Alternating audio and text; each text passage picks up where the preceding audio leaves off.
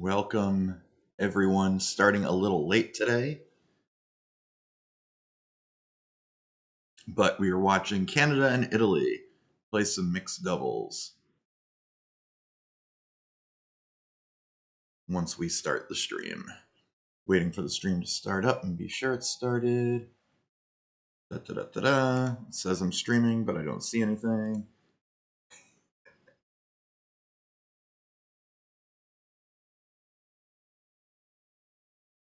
There we go.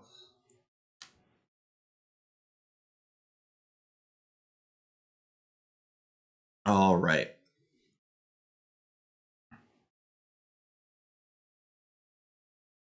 Welcome in. So, watching started a little late today. Sorry, I had some errands to run, some work to do, but here in to focus on the Canada-Italy game. There are 3 other games going on this draw also. Lots of curling action. It's been a big day. U.S. already won a couple games today. That was great to see. And I wanted to get a stream up for the Canada-Italy game because these are 2 of our medal favorites. These are 2 of our gold medal favorites. Right now, it's all Canada. Canada jumped right out with a 5 in the first.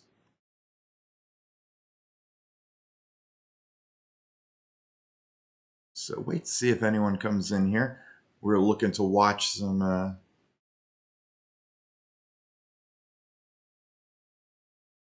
Let me know if you pop in the chat.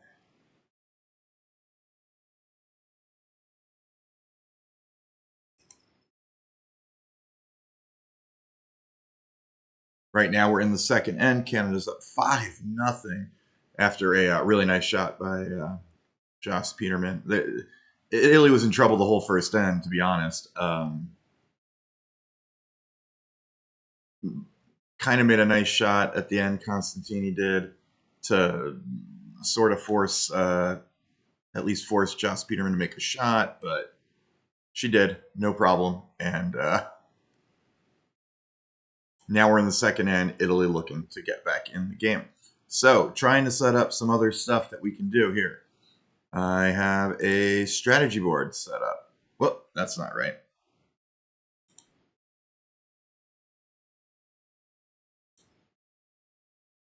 Well, for now, we'll stay here. I've clearly messed it. Oh, it's because I didn't have the strategy board ready to go. So, yeah, I have a strategy board set up.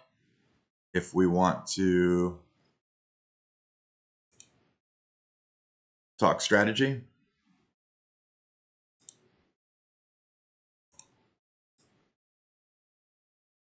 get myself back in there. This strategy board actually is nice. It has a double setting to set the rocks up for you right away. For now, we'll go back to here. Don't have anything for the moment.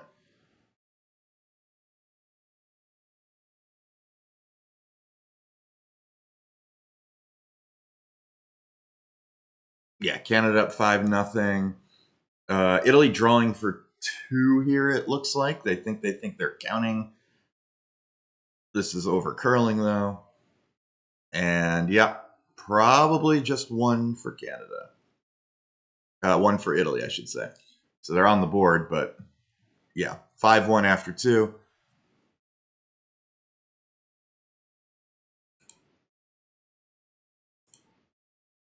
Canada in great shape here.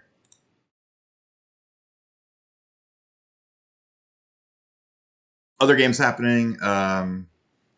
You got Estonia's up 3-1 on Sweden. Great Britain's up 3-1 on the Czech Republic. South Korea's up 2-1 on Switzerland all early. If this game's a blowout, we can focus on another one.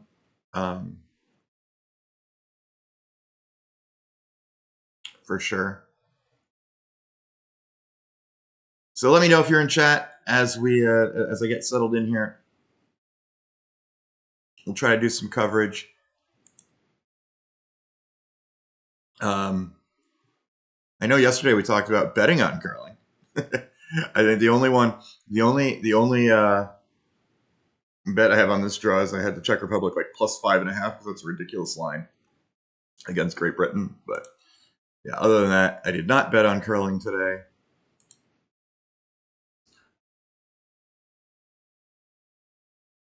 And yeah, so the Italy Canada game is probably the first really big game of the tournament, in terms of the round robin, because both of these teams are likely to be in medal contention all the way to the end. Um, Italy has not lost a game, this pair, in the only two events they've played together in the last 4 years. They don't play on tour. They don't even play Worlds every year, but they went undefeated in the Olympics. They went undefeated last year at Worlds. This is, in a lot of eyes, the team to beat just because of those performances. That said, in terms of individual talent, there are better known curlers on other countries, including Canada, including the U.S. with Corey TC and Corey Dropkin, including Great Britain with Bruce Mowat and Jennifer Dobbs. Um, but given their success and even over a short sample size, being undefeated, literally being 23-0 against world class competition in the last 4 years, a lot of people pegged Italy as the favorite, especially at home. And now, now they're facing resistance. And I was curious about this game because I feel Canada, the U.S., Great Britain, Norway, even maybe, all should be regarded as right there, maybe even Sweden with the Italian team. But because of those previous performances on these big stages, I think Italy was getting treated as a massive favorite, especially when you looked at like betting sites that were putting odds on it before the tournament. Italy was favored like over the field. Like you would get less than even money. Like if you bet $10, you might win 6, 7, 8 betting on Italy before the tournament started.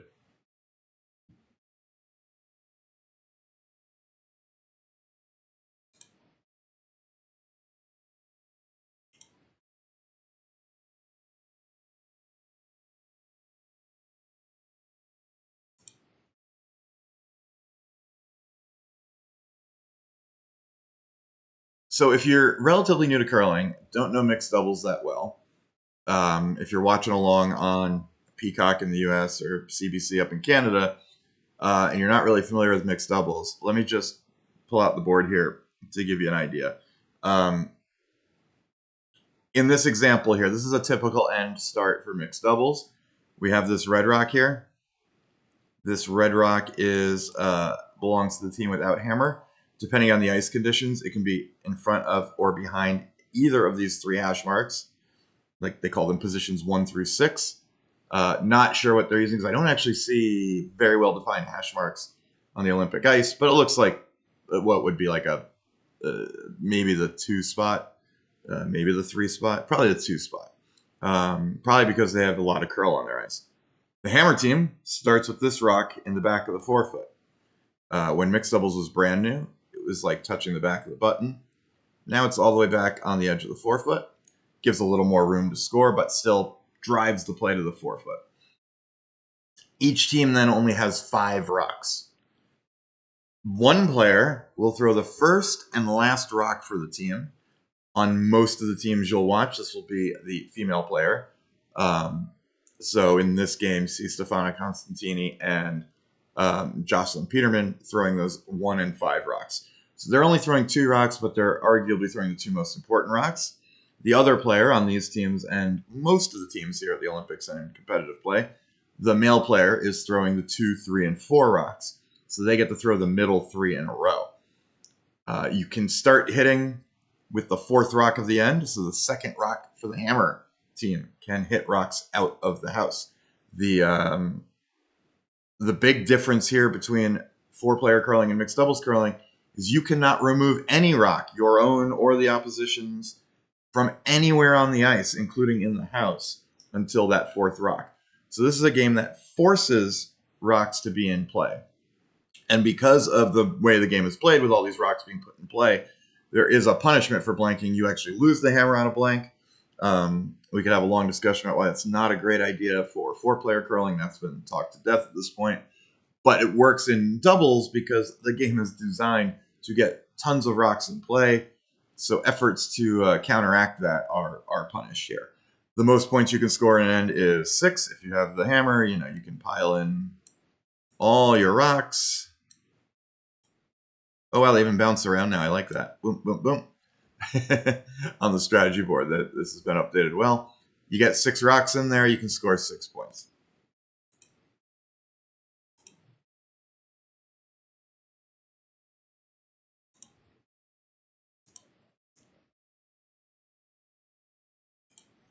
So that's the basics of doubles curling. And in the end, we're watching now, if you're watching at home, Canada has the hammer, which means they get to go last. It's an advantage in doubles, just as it is in 4-player curling. On a typical end, steals are a bit more likely in doubles at a high level than in 4-player curling, only because the non-hammer team can really shut down the scoring area with a good draw to start the end. And if you're watching this end, you can see that Italy is sitting 1 on the top of the button, and it's not super simple to get rid of. There are a lot of guards out front. Canada's got 3 rocks surrounding it, so they're threatening a big end. But right now, even the way the angles are set up, that yellow rock's not going anywhere. I see we have quite a few people in chat, or at least a few people in chat. We've been bouncing up and down the first few minutes here.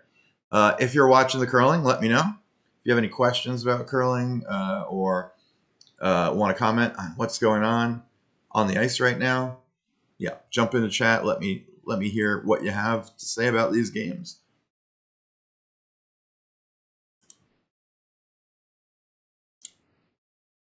And Brett Gallant for Canada just going to peel some rocks here. There is a perception, I think, especially at the club level, that mixed doubles curling is all draws. Draw, draw, draw, draw, draw. You don't really hit very much. That is not really the case once shots start getting made. Somewhere in those second rocks, one team, sometimes both, are going to have to throw a hit somewhere. And a fair amount of the time, the final shot at the end is a hit, of course, if you're looking to get something out. That 1-5 player on their last rock will often have to throw a hit. That's what Josh Peterman did in the first end. She was able to get the only Italian stone out to pick up that big score of 5.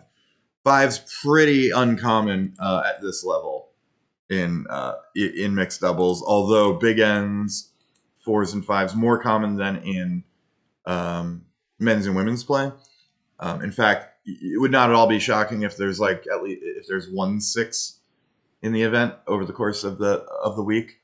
Only because 6s in doubles are probably only as rare as getting a 5, 6, somewhere in that range for men's and women's play. And that happens, occasionally, and so do 6s.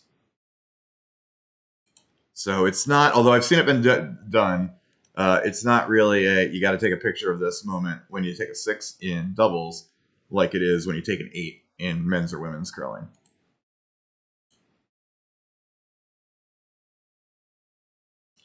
So final rock for Italy here as we watch Stefania Constantini just trying to solidify the position here. I can bring up the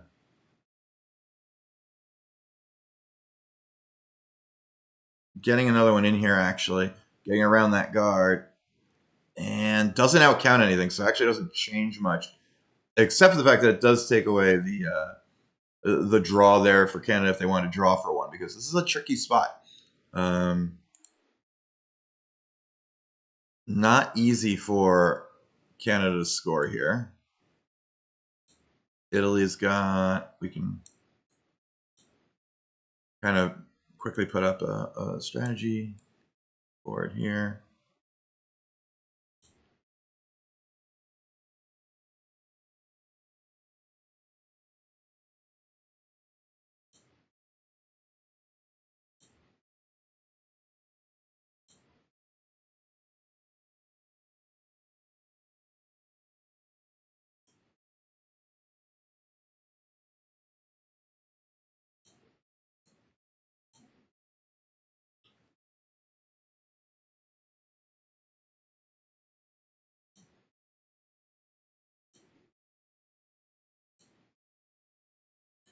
Yeah, not a perfect representation, but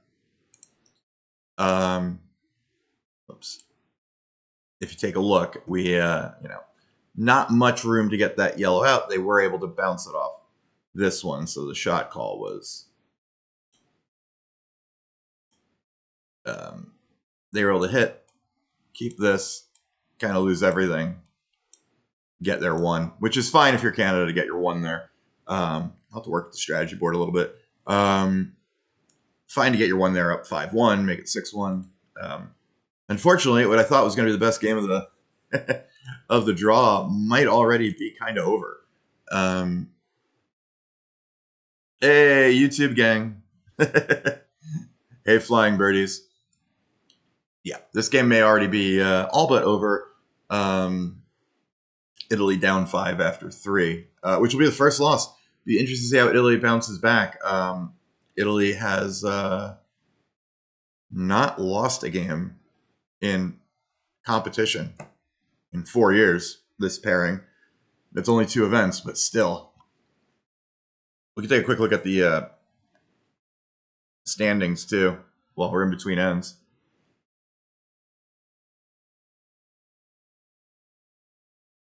See if I can bring that up in a way that's readable. There we go. So yeah, Corey and Corey for the U.S. up to 2-0 start. Dodds Moat 2-0. The Swedish team, Arena is 2-0. And Canada 2-0, Italy 1-0. And those are probably your top 5 teams. With Switzerland, Schwaller, their talent level's right up there. They could be in it. The biggest surprise is probably Norway at 0-3. As we've been talking about in some of my videos, and if you were watching yesterday with me, Norway has medaled in each of the last 2 Olympics, has a lot of medals at Worlds. Off to a real rough start, and we'll have to make a big run to be in playoff contention. Estonia 0-2, a little surprising. They've had 2 tough games, but they are also one of the better teams. And in the field, they have made the top 4 at Worlds last 2 years. They won the silver at Worlds 2 years ago. South Korea, Czech Republic 0-2 each. They both came through the qualifying event. They are probably among the weakest teams in the field, so not too surprising.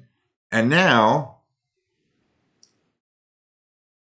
as we move into the 4th end with Italy down 5, they're already running their power play, so we can talk a little bit about how the power play works. So, Italy on the power play. You get 1 power play per game to use when you have the hammer. You have to use it in regulation if you ever get to an extra end, like the 9th end in a tie game, and you haven't used it yet, you can't use it then. You get to move your rock over here, right to the top of the tee line, bisecting the 8 and 12 foot. And then the guard becomes a corner guard. So big advantage for the hammer team when you do this. Why is it a big advantage if you don't know curling that well? Well, in curling, the best way to score when you don't have the last rock, to steal, meaning scoring without hammer, or to at least threaten to steal and cut the other team scoring area down, is to get something right here near the button and guard it. Well, you're not really in position to do that. In this case, it would be the red team, I should say, doing this. You're not really in position to do that with the power play, because rather than start with those rocks in the center of the ice, you are instead pushing everything to the corner. You're also taking a rock that was behind the tee line that the non-hammer team could just freeze to and out count, moving it above the tee line. So even if the power play doesn't go great for you with hammer, you get 2 things out of this. One, you are more likely to score big because you have a lot of area to score in. You can use the whole house right now to score. And there's not even anywhere to hide here in the middle. So you're likely to at least have the whole 8 foot as a scoring area.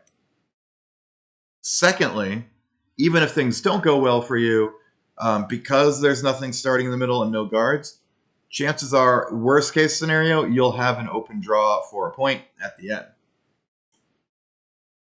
And if you're watching the game on TV right now, you can see that while, I mean, Italy probably could be happier with how it's set up because, they're sitting one, but it looks like Canada's 2-3. Even though that's true,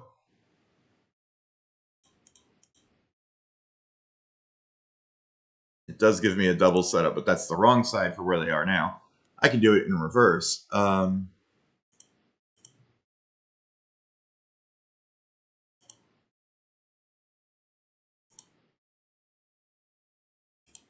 There we go. So now you can see it. I didn't have the strategy board up. That's great. So now you can see it in the stream. Yeah, so with the power play, you've moved the rocks to the corner. You have the whole 8 foot to score in, as I was saying before. There are no rocks in the center, threatening to make it a steal. So you both have a lot of room to score. You also have a really safe setup where it's unlikely that the other team will steal. And in this case, with Italy down 5, they're obviously doing this to score as many points as possible. Canada also knows this, so they're going to likely hit as much as possible and try to keep rocks in a couple of their rocks, out counting the Italian stones, so that Italy doesn't have a good setup to get a whole bunch of points.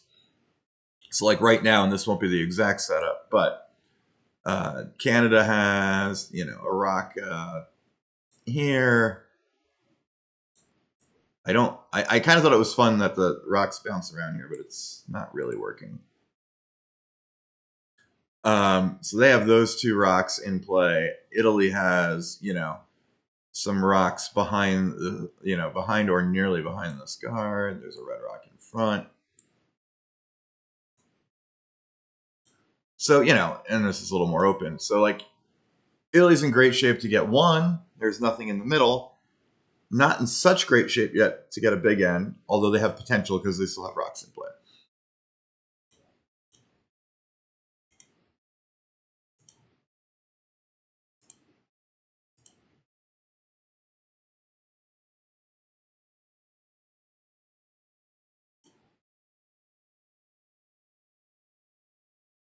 And Italy just, in fact, made a draw thinking at this point they're going to have some rocks that are hard to remove. Ooh, just bounced off that rock, though. Ended up in a good spot by spinning back. It's not super trivial to get rid of this one.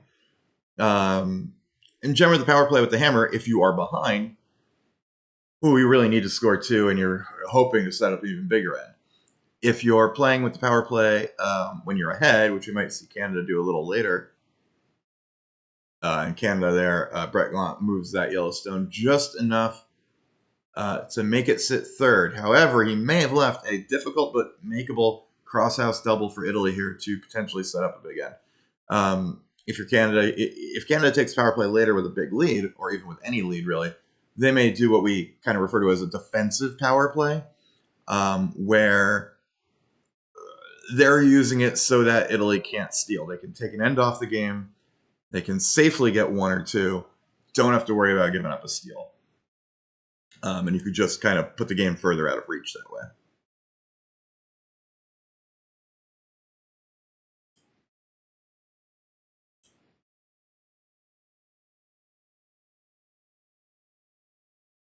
And can Italy make the double? They kind of do.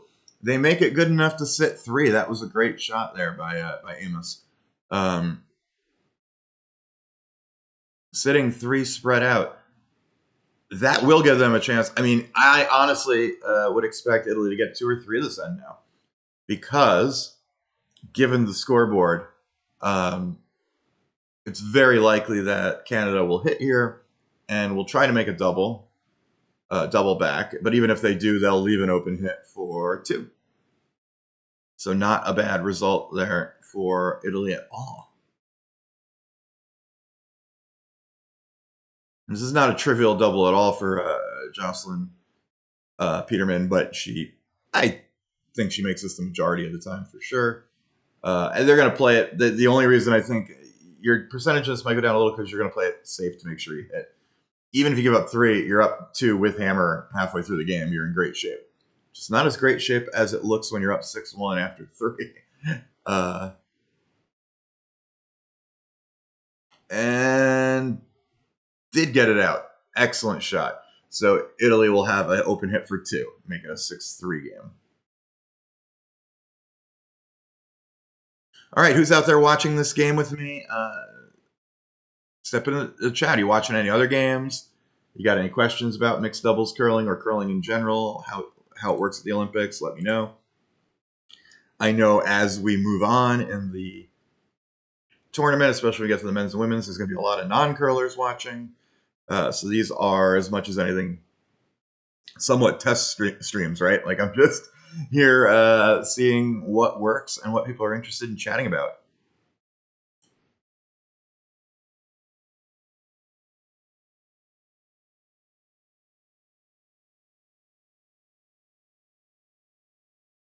So be very shocked if Italy doesn't score 2 here.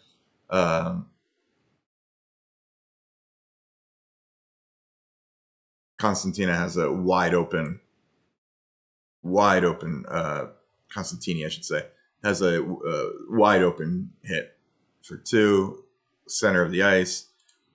I know they've been saying the Rocks may not be as balanced as they want. I said Red's been winning every game on sheet A. I don't know if that's the sheet they're on this game. But I haven't seen anything crazy, so. Oh, this is narrow. Oh no. She gets just 1. So I may have jinxed her there.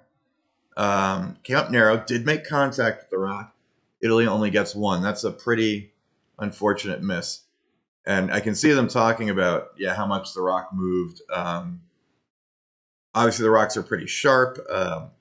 If you're not a serious curler or you only curl a little bit or you don't curl at all, they sand the rocks a bit before these events. Gives them more late finish.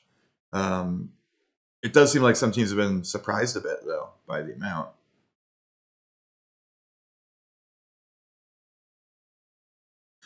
Perfect.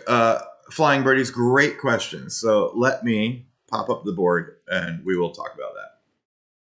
We can talk about how curling scoring works.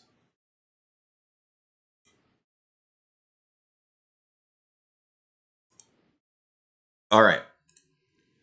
So I have a mixed doubles setup. I'm going to go back to just a regular, a curling house. So if you've ever seen bocce or lawn bowling, the scoring works very similarly to other sports. The team that is closest to the pin, this is the house, of course, as you were saying, and the team that is closest to the pin gets the points.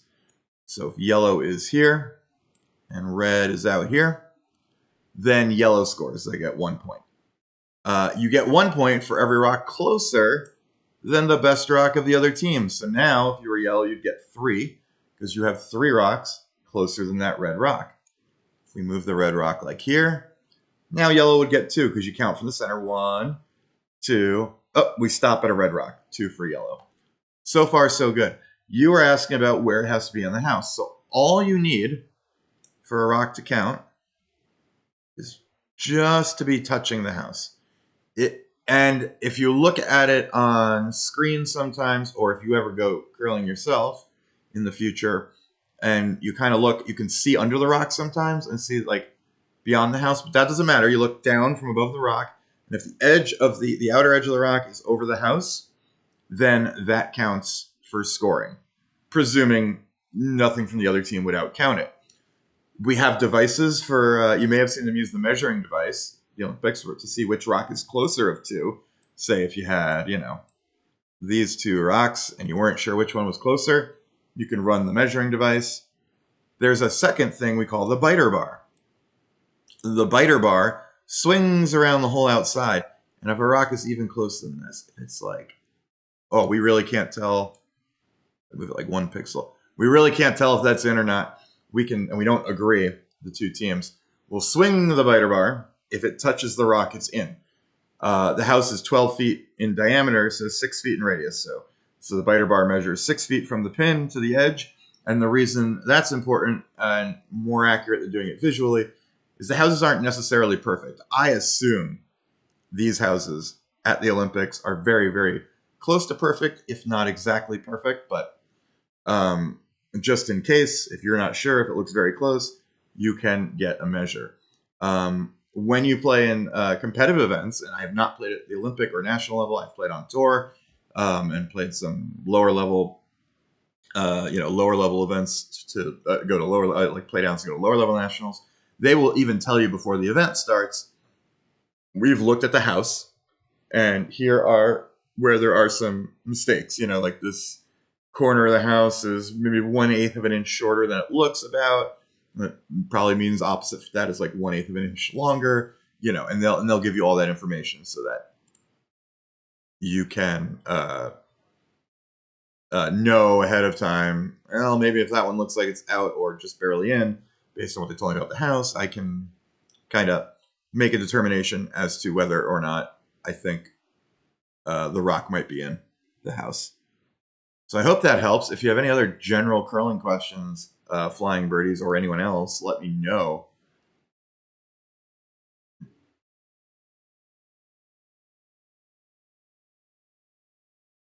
But yeah, basically the scoring is if you've ever played bocce, or lawn bowling, if you're, we play that here a little bit, but especially in Europe and in the UK or Australia, you know lawn bowling well. The scoring works the same way, except that the pin never moves. Yeah. So they were saying Italy could get 2 in that end because Italy was second shot, meaning Canada had the best rock, but Italy had the second best rock. So if Italy had been able to remove that rock and stay around without rolling too far, they would have gotten 2. Unfortunately, they did roll out to only get 1, and they really needed to get about 2 there. As we come out of the break, 4 ends left. They're down 4, and it's not just that they're down 4. Part of the issue is Canada has the hammer, which is an advantage. You're more likely to score with the hammer. Canada also retains their power play, which means at some point in this game, it's very likely there is going to be an end where, presuming they play it all the way to the end, where Canada can take the power play and, depending on their needs, either play very defensively just to not give up points or score 2 or more. And when you add that end into the fact that Italy's down 4, it's going to be very hard for Italy to come back here. If the game doesn't get better, we can switch to another game too.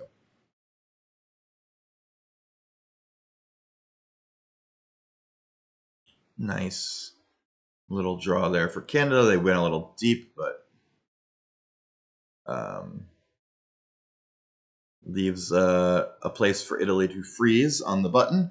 If you don't know your curling terms, a freeze is a rock that is dead next to another rock. Like it locks right onto it. Very hard to remove because, if you hit it, you're probably just going to leave it right there and get rid of the rock behind it.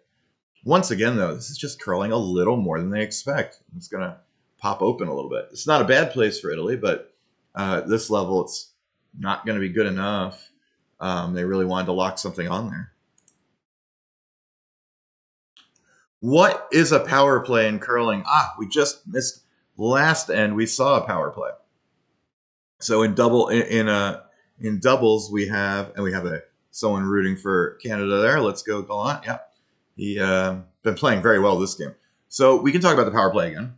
Happy to work to talk about that. We have to talk about doubles. Let me bring up the strategy board. Okay. So when you play doubles, you start with these set rocks. You have the hammer team here would be yellow. They have a rock in the back of what we call the 4-foot circle because it's 4 feet in diameter. And the team that's not going last, doesn't have hammer, starts with a guard, and it can be positioned at a bunch of different places. There's little hash marks. They decide that based on the ice conditions, what makes most sense. This is the typical doubles setup. And while the hammer team still scores more than the non-hammer team in doubles, it's not as one-sided as in men's and women's curling. Because these set rocks are in the center, it gives the team that's not going last something to work with right away. They can, if they want to stop you from scoring a lot, they can come and try to just come right in front of your rock. If they really need to steal, they might be a little bit higher. They might go like up here and hide behind their guard and really make it tough for you to beat them to the button. So there are opportunities for the team without hammer. So once per game, each side gets a power play that you can use with the hammer. And when you do that, the rocks shift to the corner of the ice, and not just to the corner of the ice. The hammer team's rock also moves up in front of the tee line, the center of the house. So what does this do for the hammer? One, it moves the play off the center line. Well, really it does two things, both related to moving the play off the center line. One, it gives them a big scoring area to work with. Even if you consider that you don't want to go wider than this guard, that someone can hide around this guard, that still leaves all this white circle, the 8-foot circle, as we would call it, for the hammer team to score in. And when you're going last, a bigger area to score in is more advantageous. So if you're looking to score, power play gives you more room to do that. Just as importantly, because there's nothing in the middle, the team that's not going last doesn't have an easy time trying to score, trying to what we call steal. They probably need two different rocks. They probably need a center guard and to get something around it without you reacting, or maybe without you being able to react to them, before they can feel pretty confident or even somewhat confident in having a steal. So when you are winning with the power play, the big thing you get is that because this is wide open, you're unlikely to give up a steal. You're very likely to lock in a score. You can draw to the button at the end to get one if you need to. And if it's close or you're losing with the power play, it gives you a chance to score multiples, 2s, 3s, even bigger ends, because it's fairly hard to defend for the non-hammer team because they don't have much to work with. And with only 5 rocks in doubles for each team, you have less time to build something. Now, if Italy makes this a little closer, Canada takes their power play, you probably will see Italy either throw a center guard right away against the power play, or even come top 4 because you're not allowed to remove rocks right away, power play, and try to set up this steal. It's just much harder. You can't get as much junk in the center as you can in a normal end, of course, because the rocks start on the side. So hopefully that was helpful in explaining how the power play works here. There are a ton of rocks in play this end. And here's something that newer curlers or people who don't really watch curling might be surprised that even though Canada is sitting 1, they're scoring right now, they're the one getting rid of the guards. Why is that? With the hammer, you don't generally want guards in the center of the ice. They can only cause you trouble. If those rocks stay there and Italy makes a shot later, like if they were able to tap that yellow on the top of the button and sit 1, if those center guards are still there, there's really no easy way for Canada to score at all. You're really kind of playing into the steal for the other team. Now that it's open, that was a great double peel there by Brett. Now that it's open, gonna be hard for Italy to find a way to score. They may be resigned to trying to let Canada get only 1 and then try to get a big end with their hammer to get back in the game in the 6th. But we'll see what Stefania Constantini does here.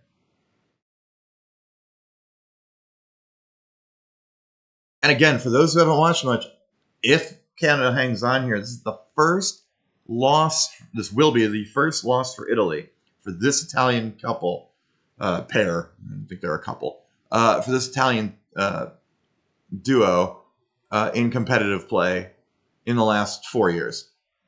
A little misleading because they don't play on tour or anything, but they played Olympics 4 years ago, Worlds last year, won a combined 23-0, won gold both times. So if they lose here, we're into new territory.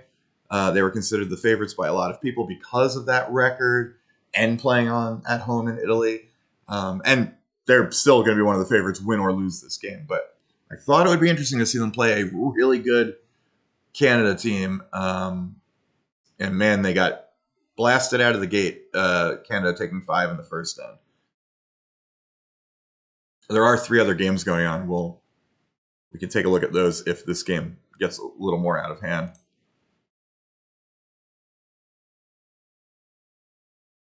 Looks like Switzerland has a pretty good lead against South Korea. Great Britain with a pretty good lead against the Czech Republic. Estonia, Sweden might be the best game. Estonia's up 5-3. Yeah, they couldn't really do anything there. Canada they almost made it good enough to get two, not quite. They'll take their one though. At this point, one's very good for Canada. Actually, one's very good for Canada the rest of the way out, no matter who scores them with hammer. Because if you could take the hammer away from Italy for 1 point, you're very happy too.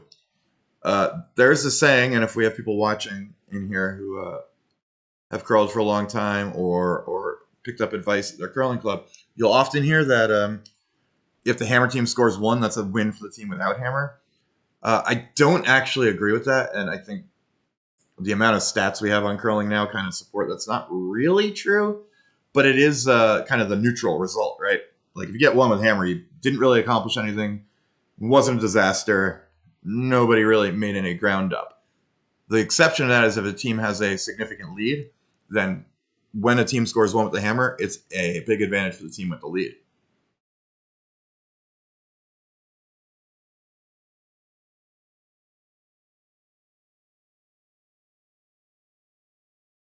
Oh, thank you.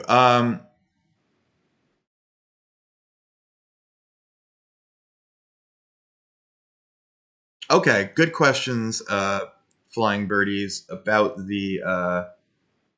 how you deal with touchstones, what we call burned stones. Yeah. So first, we'll do what the rules are, and then we'll talk about how officials can get involved. Um, okay. So that line they have to throw over. I don't know how new you are to curling. To get a rock in play, it has to get over the hog line, that big thick. What is it here? Is it blue here? Traditionally, it's red, but you got to look. It's green there. Yeah. So we have a green line that we just saw Joss slide over as she's delivering a rock. So as you watch the rocks come down, they have to pass over the second hog line to be in play. If a rock is touched before it gets over that hog line, it's just out of play. There's no questions, no debate about it. There are no decisions to make. Very simple in the rules. If it gets touched after the hog line, so very late in its path, um, the team that is non-offending, the team that did not cause it to be burned, has choices. They can leave it as it is. They can completely remove it from play and just reset the setup like it was before the shot. Or they can make a judgment call as to where the rocks would have gone and put them there. Obviously, that can get hard to do, as you said, when, especially if there's major contact, a lot of weight being thrown around. Where would the rocks have gone? Can be tricky. There are questions of sportsmanship that come up, and unfortunately, it puts the sometimes the non-offending team in a very hard position because, all right, I don't want to put a rock somewhere where it doesn't belong. Like, I don't want to cheat or essentially cheat by getting more advantage than I should have, but I'm also not going to disadvantage my own team. So, like, my general rule of thumb when I play is I will put it as close to where I feel like would have gone, but within that range of uncertainty, I'll put it to my advantage within that range, no further, only because it's like, I don't know where it would have been. I'm not going to give you an advantage because you burned a rock. Other people take it a lot further.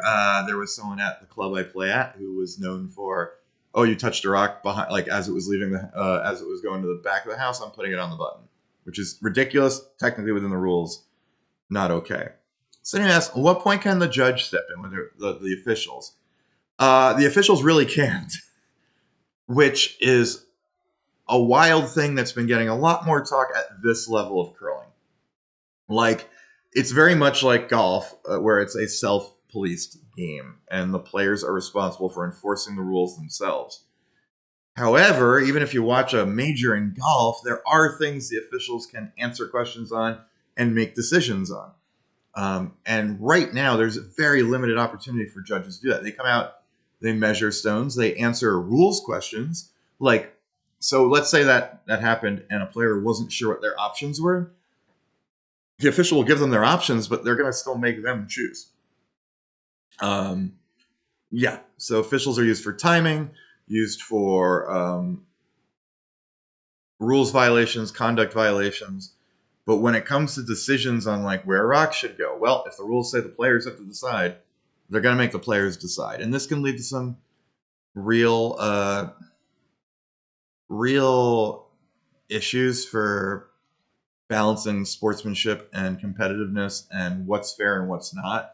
Last Olympics, Canadian women's skip Rachel Homan took a lot of heat um, because in a game where the sweepers for the other team touched a rock a couple feet before it was going to hit a Canadian rock, it wasn't going to remove it. It was just going to bounce it a little bit. Um, they admitted, yeah, we touched the rock, but what? So your call. And Rachel Homan just said, I'm not sure what's going to happen. I'm going to pull the rock. And she just pulled the other team's rock out of play. This is completely her right to do.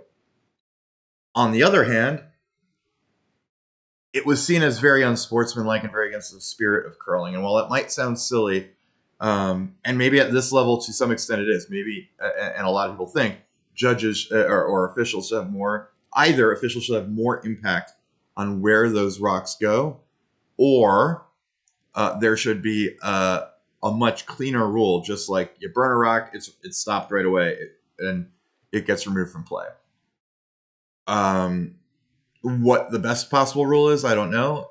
Officiating should probably have a little more ability to step in at this level of play.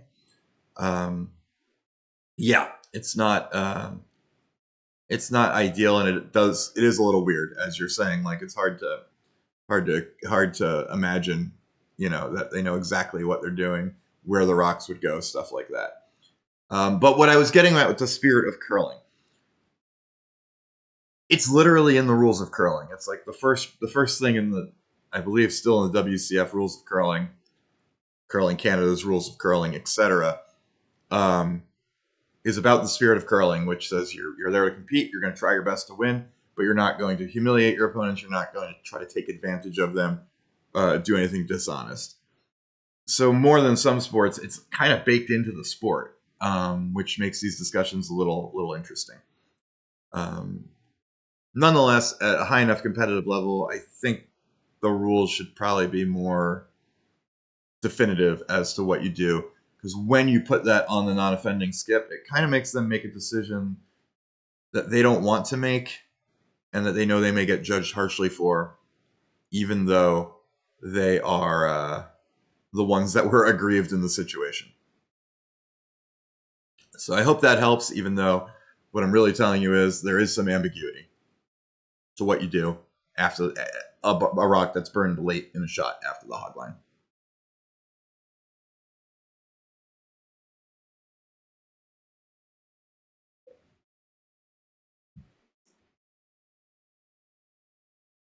So Italy down 5 here. Um, Trying to set something up for a 2 or 3.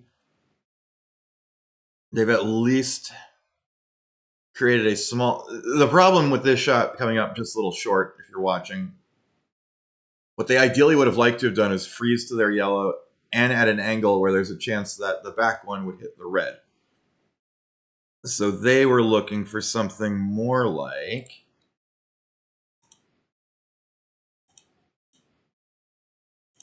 Get the strategy board up.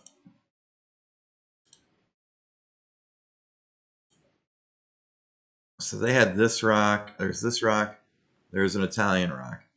Italy's looking to do something like freeze right here.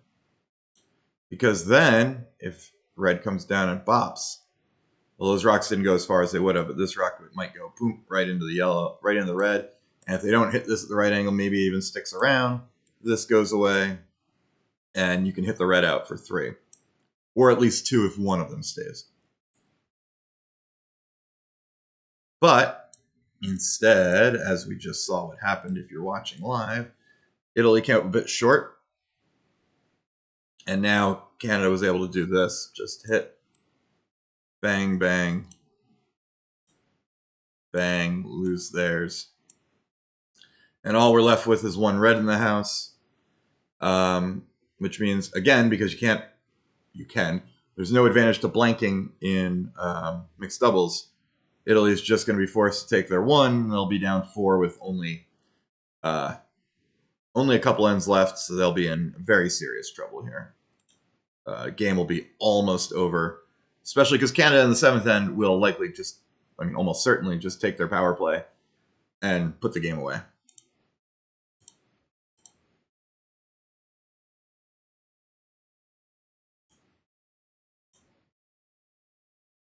We have about 17 viewers in chat. Feel free to chime in what games you're liking. All right, so yeah, Italy just handshakes there. I mean, knowing the power play is coming up, game's over.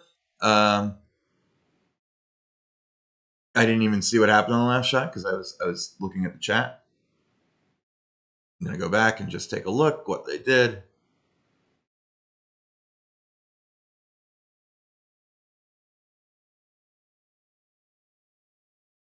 Constantini was looking to maybe practice a hit here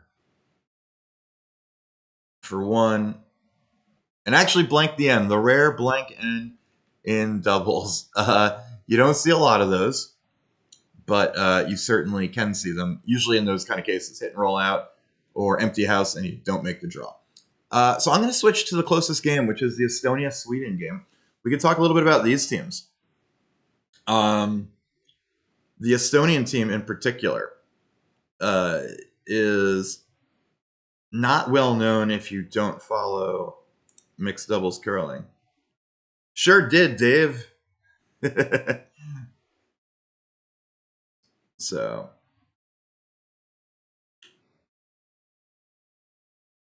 I have less delay than last time, but I'm seeing again that I have a 30, and it's in OBS. So as I've been saying to anyone out there listening,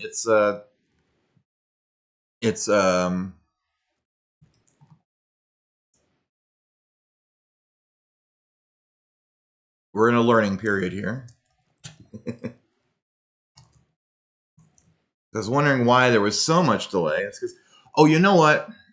I know why. Because the last time I streamed live for YouTube, I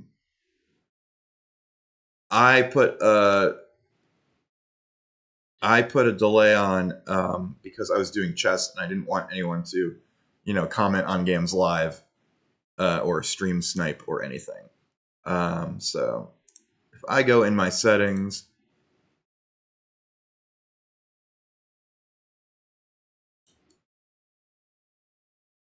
I'll be able to fix this later. I can't do it right now. Yeah. So we still have some delay right now, but that's okay.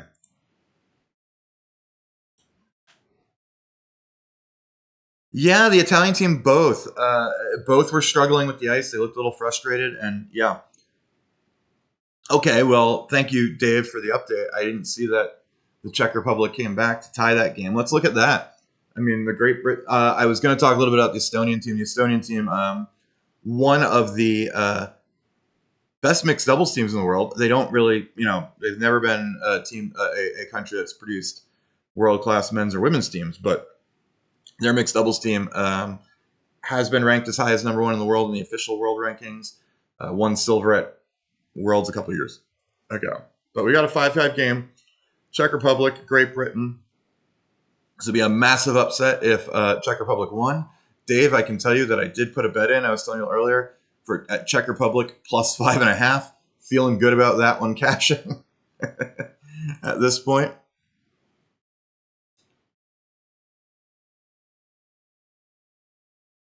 Great Britain does get their deuce there, though. So a very good end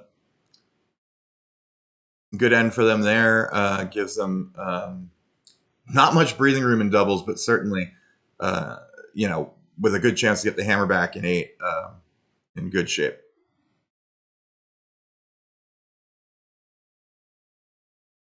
Yeah, I'd be curious to see the numbers on the Italy-Canada game. I don't think either Italian player threw particularly well that game. That happens.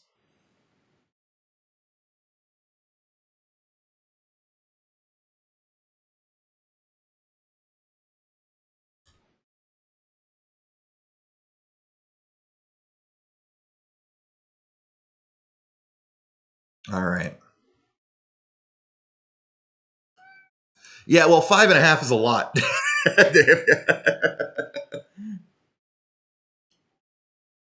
I don't feel any of these teams should be favored by 5.5 points over anyone.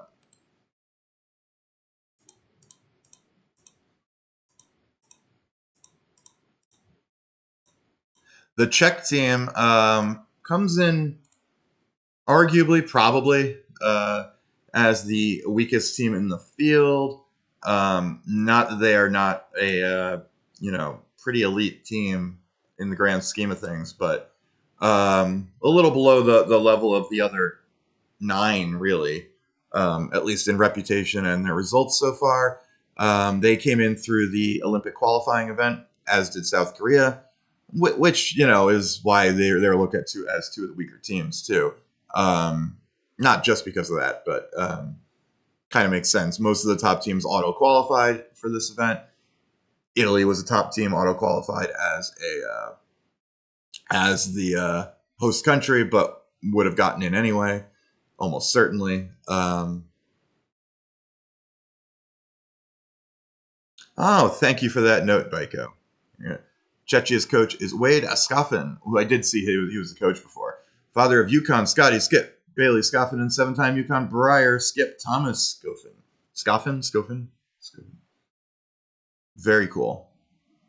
Yeah, also for you non-curlers, you're going to see a lot of Canadian and Scottish coaches on foreign teams. That's where most of the experience is. Now, that's not true of everyone. Like the Swiss team, I like Peter de Cruz, a long-time, very successful men's curler, is coaching their mixed doubles team, for instance. But yeah.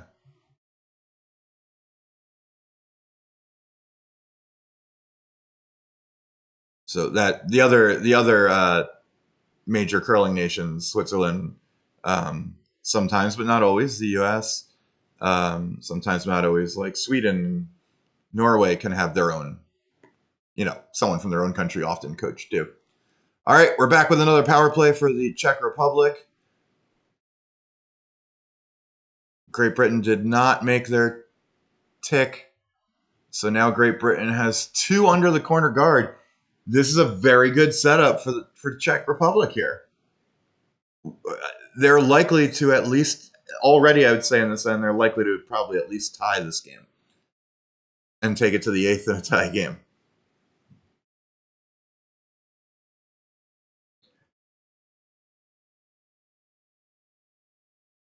Now the question is, and I'd have to see the scoreboard. You can tell on the scoreboard whether a team has used their power play or not because they put a little box around the power play ends.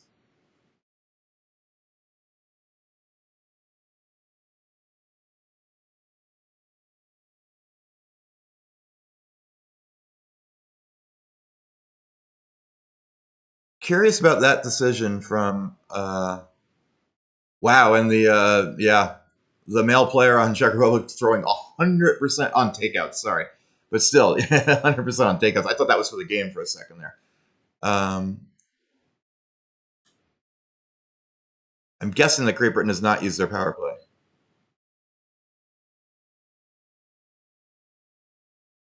So yes, flying birdies. The first 3 rocks thrown in a mixed doubles game, each end, cannot remove any rock from play. If a rock is removed from play, you reset the situation as it was before. So we saw Great Britain hit a little bit of one of the Czech rocks on their second throw too. They moved it to the back of the house, but they weren't allowed to remove it, which is why they were kind of being careful about sweeping it. The Czech Republic just swept it a little, put it as far back as possible so that Great Britain can't use it later, like to sit on, to freeze to, as we were talking about freezes before. If that rock had left, it also would have gone back to where it was before. Now, at this point in the end, however, hitting is perfectly fine. Both teams can remove any rocks they want. Given the situation, you may not see much hitting because the Czech Republic has a very good buried stone that would take a couple of rocks to get rid of on its own, and if you took the time to do that, you'd probably be you'd be, oh boy, that one went deep for Bruce Millot there too. Yeah, Czech Republic could be building a big end here. This is dangerous.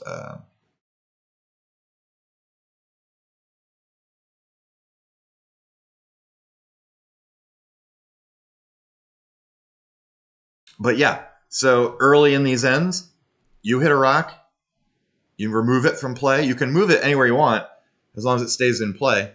But if you remove it, then it comes back into it goes back to where it was, and any other rocks that moved go back to where they were. Real quick,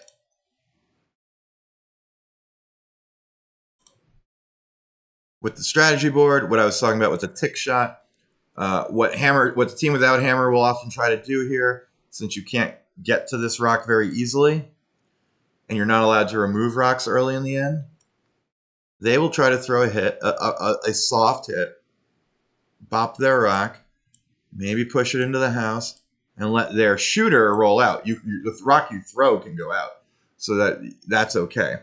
But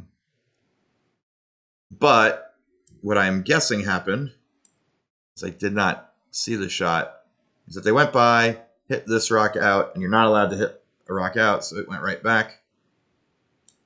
And this rock, if it was still in play, gets removed from play.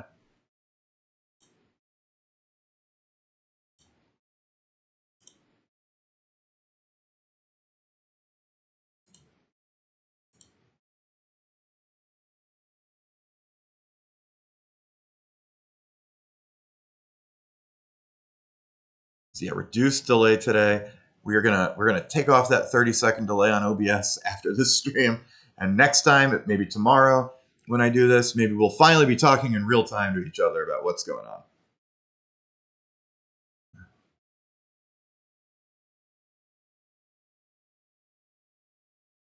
Bruce just a little frustrated here. Can't quite.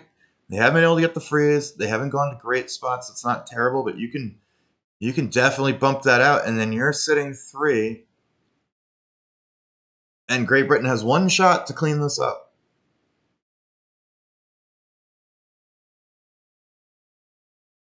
Oh, and I didn't kind of catch that aspect of your question, Flying Birdies, but yeah, the original stones have the same rights as the first couple stones thrown. So it doesn't matter if it was one of the original stones placed or one of the first couple thrown. If it's the first 3 rocks at the end, so the first one for the hammer, and the second one for the non-hammer team, if any of those hit something and it goes out, you replace everything. Oh, they need this to curl a lot. They need to make contact. Oh, by just maybe a ½ inch. That makes such a huge difference in the end and in the game. If the Czech Republic make that chip, they're set up for a huge end. Now they're likely to get forced to 1, assuming, of course, that Great Britain makes their shot here, that Dodds makes her shot. Just got to be sitting somewhere where you're sitting 2, probably a little deeper than the Yellowstone right now, because it's very hard to make it. I mean, I don't think you can make a double off that yellow right now, or parallel to it where there's no double. Did anyone else see the story? The male player on the Czech team here said that his friends had a drinking game for their first game, and he felt like they were probably wasted based on the rules, but he did not share the rules from what I know. So I'm very curious. I wonder if he was doing things on the ice that were like, I know what they're gonna have to drink if I do this. Oh no, this can't be huge. You can't throw this so big that it. Oh no. Now it at least avoids complete disaster.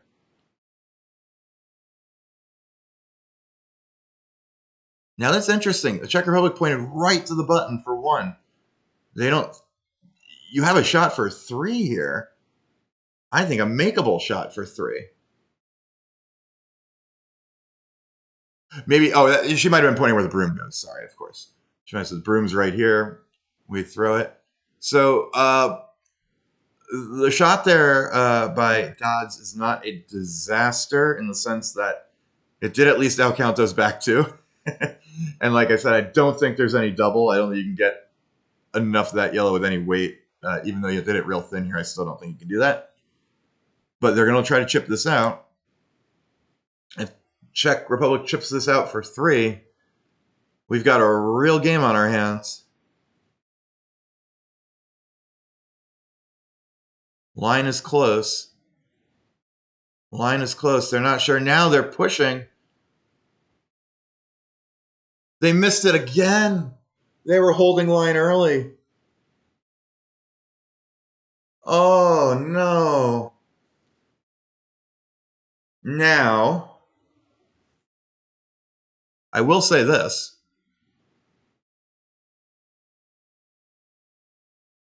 Had the Czech Republic gotten 3 there, great end, probably the best result they could have there. Giving 1 is probably the second best result. We have someone at our club, Flying Birdies, Dave Byko here in the chat with us, and me. We have someone at our club who would say, disaster. Not probably the second best result, only because of the dynamics of doubles and the fact that let's say the Czech Republic moves that enough to only give 1, to only get 1 there, or even to get 2, but especially if they get 1. Great Britain has a power play left. Great Britain would have been able to use the power play and stealing 2 or even stealing 1 against power play, very difficult. They would have been in a terrible, terrible spot. Now there are 2 things the Czech Republic has going for them. They have the hammer. It is possible to get 3 or even 4 with hammer in doubles at any time. Difficult, but doable. And if they get 3 and go to the extra end, Great Britain cannot use the power play in the extra end. You cannot use the power play in the extra end. So if they get their 3 here, somehow they're in a better position than had they actually gotten 2 last end and tied it. Because now they have to play 1 end without dealing with the power play instead of having to play 1 end and deal with the power play. Dave, I agree. I thought that was too much ice. And then they were sweeping early, too. He was on it quite a bit. If he's never on that, or they sweep for curl a little earlier, they probably still make it. But I think you're right. That was at best like max ice. Estonia up 1 with the hammer. And with the power play, I believe, from when I looked at the scoreboard.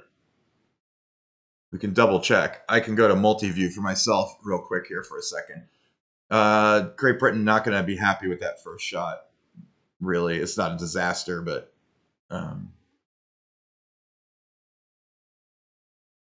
didn't freeze on the red behind the tee line. Could give the Czech Republic something to work with there.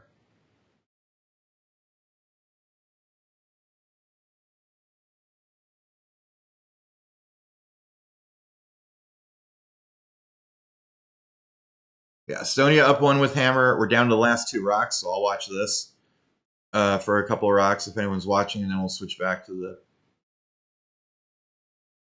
the U.S. game. Estonia looks like they're going to have a very easy shot for. Yeah, that's what I thought. Yeah, I'm watching it now, Dave. I mean, I'm like 30 seconds to a minute behind. But yeah, Estonia should win this here without too much trouble. Sweden gave up a steal on their power play. That's brutal. I mean, it can happen. It's not like it doesn't happen, but yeah, Estonia is in very comfortable position. They are either going to have an open hit, an open draw to the 8 foot, or nothing at all, because they are counting right now.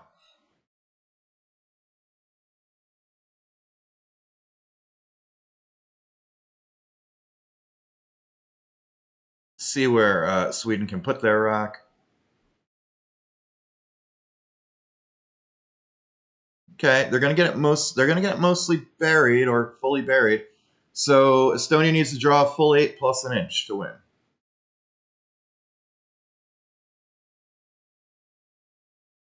That was as good as you could do. You'll see that in 4-player curling sometimes too.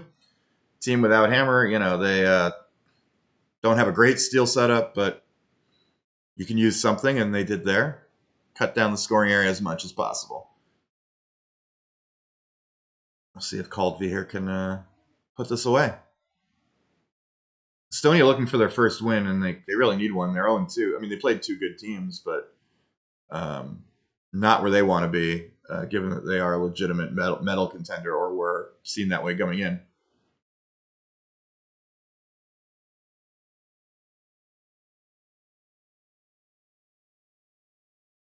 Final shot away.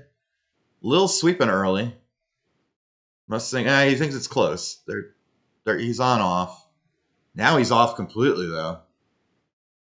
Looks really good. This is just T-line, side of the button. Yeah, side of the forefoot. Went a little deeper, but that's fine.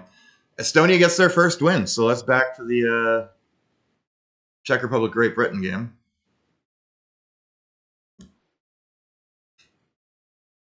And again, Czech Republic, 3 rocks on the center line, throwing another one here. Yeah, these leads are not super safe in doubles. Especially with where Great Britain put their first rock. I had a feeling this was going to be a trouble end. And it looks like Czech Republic just guarding their 3. Maybe they came up a little short. Oh no, you don't want it. It's can't overcurl. Because you don't want to guard the. Yeah, unfortunately caught the wrong side of guarding their rocks there though. Still a tricky spot for Great Britain. It's going to be hard to get rid of more than 1 rock here.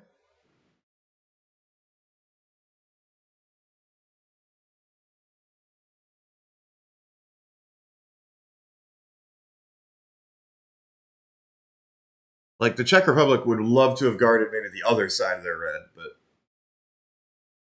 still not bad. Great Britain taking their time out, talking to their coach.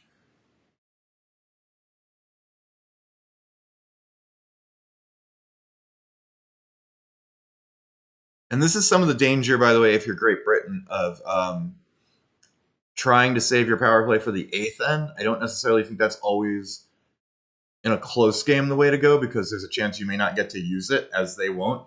If this goes wrong and they give up 3 or 4, they're going to regret not taking it in 6. And I think given how close the game was, maybe taking it in 6 is the play. Only because there are scenarios where you never get it back and you lose the game never getting it back. You don't want that to happen. Ooh, Dave with the question. I don't love Norway's chances now, but you're right that they have played a really tough schedule. So they could run. The problem is 3 losses are, if you get a 4th loss, you're in some trouble here. Oh no. Oh no. Great Britain in serious danger now. Bruce Moat tries to make a run and instead stuffs it right on the only rock. It removes 2 Great Britain rocks. Yeah, I don't like Norway's chances of making the medal round at 0-3 just because they could easily lose to Italy, Estonia, Sweden. And if you lose one of those games, you might be in trouble. If you lose 2, you're out. I mean, effectively out. And you lose 1, you might not make it, especially because you have lost your you have lost your head-to-head tiebreaker against Great Britain, USA, and Canada. So.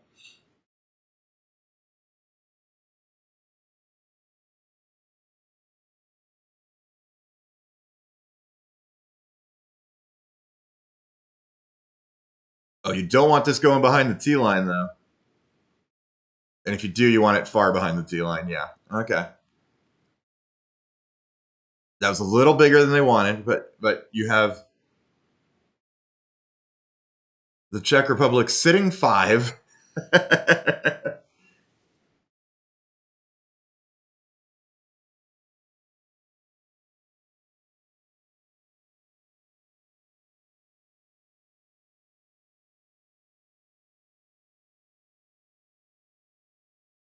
But that rock going deep just makes it a little easier for Great Britain. There's more places they can get in where even if they don't put the game away, they only give up 3.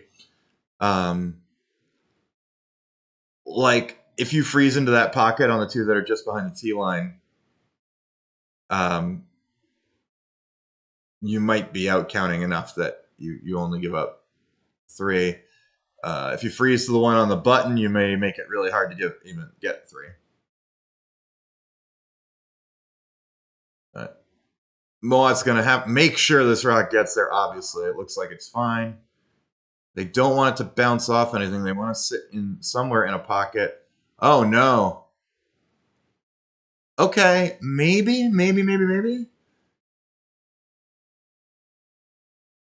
But if you get to the inside of that yellow, I think you can maybe get 4.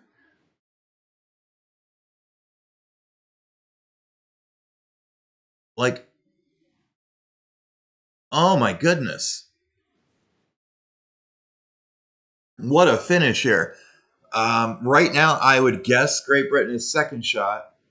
It's possible there's a measure there that the Czechs might be sitting too. The Czechs have had to run down. They have 5 seconds left as they throw the rock, 3 seconds. It is not a problem. Ooh, I like to have the tenths of the second on the scoreboard. Very dramatic. It's actually not a problem to be low on time, except you have to rush. Like, it's no problem finishing. Oh, no. They're waiting hard on this. This is just out there and big. They rust the shot. They're not going to get this. Oh, and so that's the only problem when you if you're low on time before your last shot. It's fine to take your time to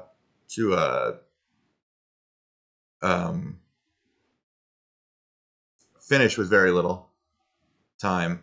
But if you are rushing your shot, so like I've been in situations in time play where I've thrown my last rock with 3 seconds left, but we had like a minute to discuss. I got down in the hack. I sat, I went through my whole routine and I threw the rock normally. I've also seen people throw rocks with like 30 seconds left and feel rushed. They fell behind on time and they seemed like they really had to run down there and throw the rock quick. And maybe there was a little bit of adrenaline there because she definitely overthrew the rock. Great Britain survived. Great Britain, gets out of there by the skin of their teeth. It was 2 for the Czech Republic. So even if they had just gotten to the inside of that and not moved it very far, they might have sat 3 to tie. Wow. So, I think Great Britain will feel relieved to get a win there. Not a game they wanted to lose. Really unfortunate for the Czechs. They had a chance to win. Great Britain will maybe think a little bit about their power play usage late because you don't want to be stuck in that spot where you may not get your power play at all. Especially the better the teams get, the bigger that is. So, all right, a good draw. And we had as many as like 19 viewers this time. And that's still with a much too long delay that I did not want. So definitely picking up some steam here. Maybe we'll do this again tomorrow. I am sure we will have a bigger crowd when the U.S. is playing, because that's a lot of my audience is Americans. There are no more games, right? All the games are over, I assume. Yeah. Like the Korea Switzerland game's not still going, right? So to recap this draw, we started off with the Canada-Italy game, and that quickly turned into not much of a contest because Canada took 5 in the first. Switzerland did beat Korea 8-5. Estonia off the block with their first win, 7-5 over Sweden, a very nice win for Estonia there. And we had Dodd and Moat for Great Britain surviving a game against the Czech Republic, almost giving it up in the 10th end, in the 8th end there. Sorry, not the 10th end. And standings are not updated yet. I had the standings pulled up on Wikipedia. Someone will update them in the next few minutes, I am sure. Someone updated just the basic standings. I can pull those up. I think these are up to date. Real quick, just yep, there we go. So you've got the United States and Great Britain and Canada all undefeated at 3-0. Yeah, they haven't even updated what order the teams are in yet, but someone did go and update the standings. Sweden has 1 loss, Italy has 1 loss, Switzerland has 1 loss, Estonia has a win now with 2 losses, and South Korea, Czech Republic, and Norway all 0-3. As Dave was saying, Norway has played a very difficult schedule to start, but losing all 3 does make it a little tricky for them moving forward. So, all right, that's going to be it for this stream. We'll be back with more curling tomorrow.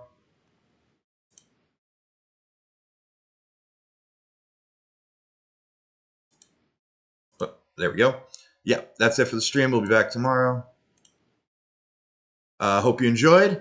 If you liked it, come back again. Appreciate everyone for coming out. Subscribe to the channel if you want more curling content.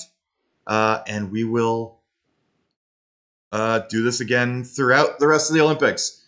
I think the plan is, it may not be every day, but most days, this sort of 1 o'clock Eastern